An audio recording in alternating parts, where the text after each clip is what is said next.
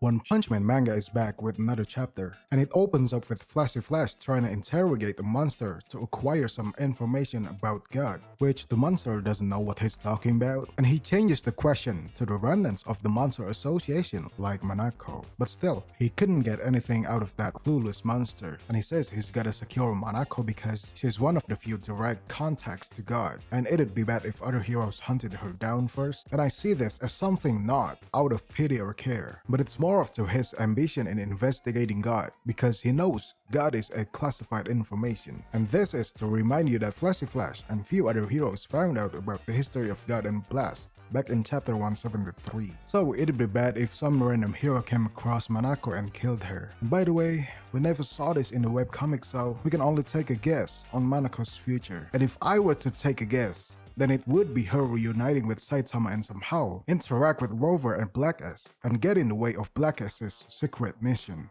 That'd be dope. And Flashy Flash thinks about asking for help to Saitama, and it looks like he really didn't pay any attention to what Geno said about Saitama. Again, back in chapter 173, where he fell asleep throughout the 4 hours of Genos' story, because as you can see, he still thinks that Saitama only has a decent talent. And he said, with a top tier mentor, he could be of some use. So I don't have anything to say on what he's about to do next. You already know it. And we're moving on to Tank Top's gym. And he's talking about Fubuki's power-up had given a big boost to his Tank Top's fit and elasticity. And he thinks the effects have worn off. So it means that he's been unaware of his body the whole time, and he just works out, not trying to get in shape, but it's just his habit. Definitely can't relate to that. Anyway, it says that the Tank Toppers have lost quite a few members that quitted after the Monster Association arc, and Master is back at it again with this nonsense tank top thing to calm down the members. But it actually becomes true. He spoke it into existence, and they got 3 new members joining in. Okay, enough with the intermezzo. Now we got an important scene to talk about. Yes, it is Phoenix Man. Turns out he continues to live and blend with the society, working as some kind of mascot on the street, and Child Emperor comes across him, and the two go straight into a cafe to have a talk. So Phoenix Man,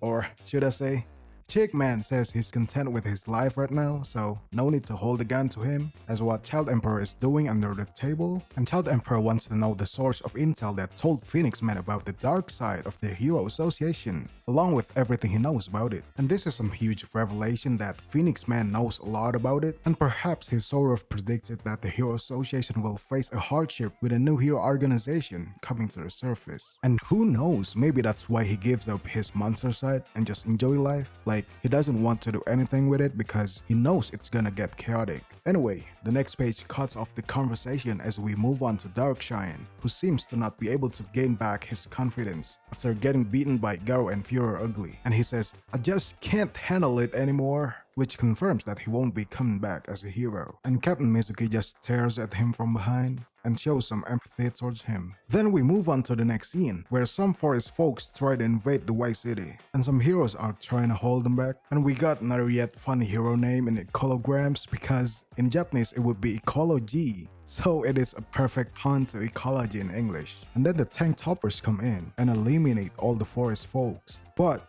the Forest King, who is a dragon level monster, takes over. But then Genos comes to the rescue. It seems that his incinerate power has become greater in impact after a new upgrade. And he's so confident about taking a dragon level that he has a time to think of going for a spar against Saitama in mid-fight.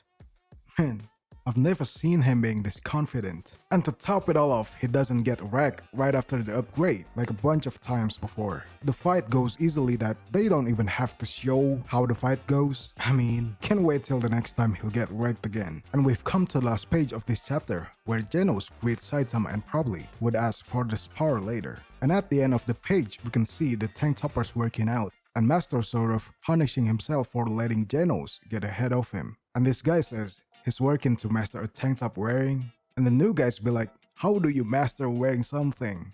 Like, they're still new, so they still got their logic working. So anyway, hope y'all enjoyed, and as always, I'll see you next time. Peace.